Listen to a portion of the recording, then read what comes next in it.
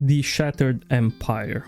The 24th of February 2020 marked an important day for Rimworld. It's the day when the royalty DLC was released, adding into the game a large amount of new content and mechanics, notably sidecasting, honor titles, a new ending, and a variety of weapons, body implants, and events. But most notably, and the obvious centerpiece and backbone of the royalty DLC, was a new faction named the Shattered Empire.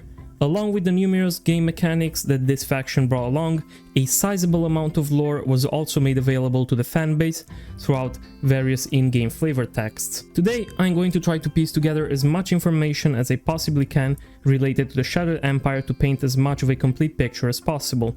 If you think I got anything wrong, do not hesitate to let me know down in the comments so we can discuss and try to piece everything together correctly. And now, let's begin. Let's start with the most important piece of the puzzle. What is the Shattered Empire? If the name wasn't already that giveaway, this faction is composed primarily by an ultra-technologically advanced society of high-standard nobles, which are assigned throughout life a various amount of titles which determine their place within the society. Their form of leadership is a simple, hierarchical one. The higher your title within the Empire, the more power and control over other people you have, with the one residing at the top having absolute power, basically like a pyramid. Similarly, their government could also be defined as a feudalistic one. I'll elaborate more on the titles later, but for now, let's get this down in a simple way. The Shattered Empire is vast and scattered across the entire universe, with a Stellarch representing one of the highest titles within the empires. Stellarchs are essentially the ones holding dominion over an entire star system, but the existence of many Stellarchs, all holding the same power, wouldn't make the empire, well, an empire anymore. And that's why, despite holding absolute dominion in the area where they reside, Stellarchs still do not represent the absolute ruling title, which belongs to the Emperor, to which every Stellarch swears fealty to. So yes, the Shattered Empire in Rimworld can be described as a feudal government. The structure of the Shattered Empire is based on a hierarchical system where power is distributed among various nobles who govern specific territories. These nobles in turn owe allegiance to the empire's monarch, the Emperor, who sits at the top of the hierarchy. In a feudal system, the ruling class is composed of nobles who have control over lands and people in exchange for military service or other forms of loyalty to their superior lords. This mirrors the Shattered Empire structure, where different ranks of nobility, like Baron, Count, and Stellarch, control their own people and territories, with each rank being subordinate to the one above it, all the way up to the Emperor or Empress. The nobles enforce laws, raise armies, and collect taxes within their territories, but they also owe fealty to the ruling Emperor. The feudal nature of the Shattered Empire is also evident in its culture and expectations, where honor, loyalty, and service are highly valued, and where noble titles come with both privileges and responsibilities, similar to the feudal systems of medieval Europe. The social hierarchy, dependence on vassalage, and the emphasis on personal loyalty to the sovereign are all key features of a feudal system, making it a fitting description of the Shattered Empire's governance system. Another point that we should tackle is the fact that, despite the Emperor holding supreme power over the Empire, it is stated that the Emperor still requires the support of the lower nobles in order to remain in power. Keep in mind, a faster-than-light travel system was never developed in the Rimworld universe. Space travel takes a considerable amount of time, and because of this, it is not uncommon for years or even entire decades to pass with the Stellarchs never having any sort of contact with the Emperor itself or anyone outside of their own stellar system that they hold dominion on, making the title of Stellarch one that likely requires a great amount of endorsement and trust from other nobles and the Emperor itself in order to be obtained. This structure reflects the traditional feudal balance of power, where the monarch, while officially the supreme ruler, relies heavily on the loyalty and military support of the nobles beneath them. The nobles, who govern their own territories, have significant autonomy and power within their domains, and their support is crucial for maintaining the stability and security of the empire as a whole. Although the Emperor is the ultimate authority, the Empire's power is somewhat decentralized. The nobles wield considerable influence and can pose a threat to the Emperor's rule if they are dissatisfied or if their interests are not aligned with the Emperor's policies. This creates a balance of power where the Emperor must maintain the support of the nobility to avoid rebellion or fragmentation of the Empire, creating a regime of mutual dependency between the Stellarchs and the Emperor, where the Emperor provides protection, legitimacy, and sometimes rewards to the Stellarchs, while the Stellarchs provide military support and govern their territories in the Emperor's name. This mutual dependency is crucial for the stability of the Empire, but also makes the Emperor vulnerable to the ambitions or dissent of powerful nobles, as it's very likely that a large amount of Stellarchs, if they were to collaborate and unite their forces, they could easily overthrow the Emperor. Of course, this is mainly speculation, as we don't have any information regarding to who the Emperor is, where does it live, or what kind of armies or power it holds. There are theories floating around the community speculating that the Emperor could be a sanguiphage, allowing it to live a long life and easily govern over the Empire, but I'm going to say that personally I don't believe for that to be the case. First of all, you will never find sanguiphages as a natural members of the Shattered Empire. The Shattered Empire seems to be mainly composed of baseliners with a small amount of genies, hussars, and rarely Neanderthals. Being a sanguiphage is also not the only way to maintain a quasi-immortal life status within the Rimworld universe, as biosculptor pods capable of rejuvenating someone over and over exist, along with extremely advanced medical treatments capable of bringing back the dead, which presents an interesting dynamic. Just for how long does an emperor stay in power? Normally, emperors tend to remain in power until death, or reaching the point where they won't be capable of mentally or physically governing their empire anymore. But within the Rimworld universe, as long as you have the resources, which I'm going to assume the Empire is not lacking, living for hundreds or even thousands of years wouldn't be impossible. So what about it? Is there just a singular emperor who's been living for thousands of years now? Is a new emperor chosen after a certain amount of time, likely from one of the emperor's sons and daughters, if they even exist? This is an interesting thing to consider, as both options will bring great imbalance within the Empire's political government. For a singular person to remain in absolute power for such a long amount of time will require a considerable effort of remaining within every noble's graces, while if the power is passed on after a certain amount of time, when it's time for an emperor to quote-unquote retire, what happens to the old emperor? Is it given a special title? Does it hold any kind of power anymore as a former emperor? Or is it just killed or left to pass out naturally to avoid power imbalances? Personally, I believe the most likely option to be the first one. The Emperor is one, and absolute, and remains in power as long as it stays alive and has the support of the lower nobles. When the Emperor dies or the support is lost, a new one is considered and chosen from one of the Emperor's sons or daughters. Now that we have a basic understanding on how the government system within the Shattered Empire functions, we can delve a little deeper and take a look at the titles that exist within its society, starting from the lowest to the highest. The first honorary title within the Shattered Empire is that of a freeholder, used by the Empire to signify a fully respected individual. Most imperial citizens earn it while young through volunteer work or military service. The title is also offered to outsiders who act with honor in the eyes of the Empire.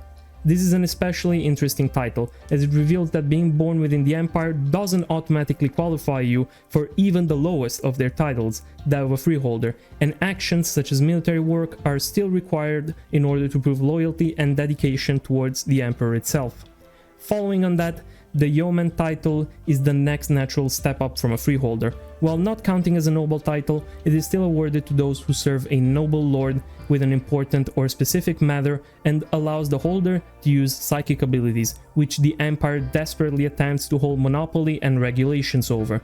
This title is often held by senior soldiers, war skiff pilots, spies, advisors, diplomats, intrusion operatives, and other key individuals. Many important people spend their entire lives as yeomen, seeking success outside the strictures of nobility. The first title within the line of nobles is that of an acolyte. Acolytes are purely students, learning to lead troops, manage societies, or use psycasts in specialized schools. Others come from wealthy families and might own city buildings or farm complexes. During wartime, an acolyte might lead a platoon of troops, captain a small frigate, or serve their lord as an advisor. Their low rank within the nobility makes them paradoxically less useful as diplomats than yeomen. Sending a low-ranked acolyte to a negotiation can itself be seen as an insult, whereas a non-noble yeoman negotiator is seen only as the mouthpiece of his lord. The titles of knight or dame are gender-specific, and they represent nobles who have largely passed their training, but who have not ascended to higher leadership roles. Many knights never advance further and spend their lives as respected managers, advisors, or warriors. Most knights have some wealth, but a few remain quite poor, while others may be very rich. In peacetime, a knight may manage a factory complex, commercial district, or small farming region. In war, some knights lead troop companies and assault squadrons, while psychic-focused knights engage in espionage, sabotage, and battlefield psychic combat. The Praetor is an interesting one. It is essentially a title that holds the person owning it in a state of limbo, acting as a bridge between the service-oriented lower titles below and the power-holding nobility above. During peacetime, a Praetor will usually manage a city district, asteroid sector, or agricultural region. During war, they take authority over the smallest combat units that fight independently, terrestrial troops cohorts, or spaceborne destroyers or combat groups. After promoting from Praetor, the titles of the middle nobility start following next, with the title of Baron or Baroness being the lowest within the middle nobility caste. While lower titles focus on personal service at war or commerce under a lord, barons hold titles as semi-independent rulers. Each baron is subordinate to his liege lord, but his obligations are mostly in supplying wealth and troops, and not in personal service. In the empire, a baron will typically own a city sector, mining colony, or similar outfit. At wartime, a baron may captain a capital ship in name or control a regiment of troops. Following on that, probably the highest title obtainable by an outsider of the Shattered Empire is that of Count or Countess, the middle rank of middle nobility. In peacetime, counts hold titles to a city or colony and might have a small personal fleet, possibly including capital ships. But now onto the titles that indicate true leadership and power within the Shattered Empire. Some of the highest and most respected ranks, starting with the title of Duke or Duchess. The imperial title of Duke is the highest of the middle nobility. In the Empire, dukes control provinces, megacities, or moons. At war, a duke can field a division-level force or a fleet with capital ships and dozens of support craft. And now entering the ranks of high nobility. The imperial title of a consul is a lower level of high nobility. In the Empire, consuls control planets. At war, a consul can usually field an army-sized force of multiple divisions, supported by several fleets. Some command from a supercapital ship or control space-based megastructures. And if consuls govern entire planets, the ones responsible for governing stellar systems are the Stellarchs, which we already discussed previously. The imperial title of Stellarch represents dominion over an entire solar system, with a great degree of independence, as Stellarchs are outranked only by the Emperor itself, which, as we already discussed, is usually located within a great distance of each Stellarch, having a limited amount of contact with them over their lifetime, probably only during important or periodical meetings, which are most likely treated as an important event. With all of this out of the way, now that we established, at least on a basic level, how the government within the Shattered Empire functions, let's talk about the Empire's origins. The Shattered Empire has a long history within Rimworld's universe. They used to be a strong clear-world society residing over the planet of Sophia Munda, enforcing the same code of honor and strict class system, most likely holding an even greater amount of power within the universe.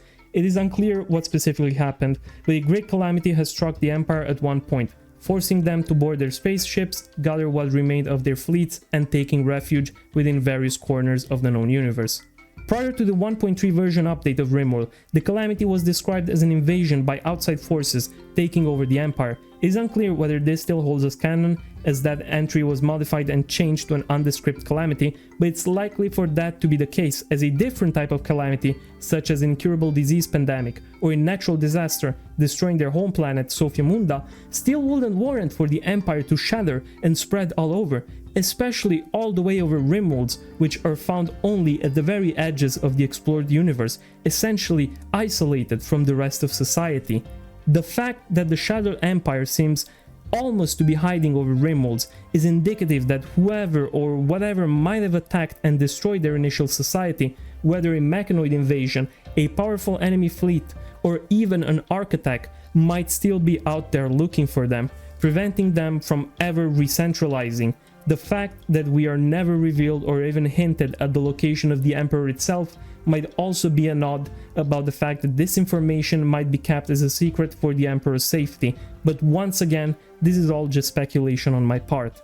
Within Rimworld, the Shattered Empire is mostly described as a space society, with their people living among the stars on ultra-technologically advanced starships, where people are born, raised, and eventually die there, perhaps without ever even leaving those starships. Interestingly enough, the Shattered Empire colonies can still be found over Rimworld, but they are most likely acting as outposts for gathering resources and collecting taxes or tribute from other non-Empire belonging colonies. And with this, I finished covering the important aspects and the government structures of the Shattered Empire. What's going to follow in a future video is going to be a coverage on various jobs, institutions, and inner societal works within the Shattered Empires, which are going to be taken from Imperial pawn backstories, giving us information in regard to the Empire's deeper inner workings, belief systems, and societal roles. I hope you enjoyed this video. If you did, don't forget to drop a like and subscribe to the channel. I also sometimes stream games, mainly Rimworld, but other stuff as well on the channel, so make sure to turn on the notifications so you can drop by to say hi and have a nice chat when you feel like it. Have a good night, and I will see you within the next video.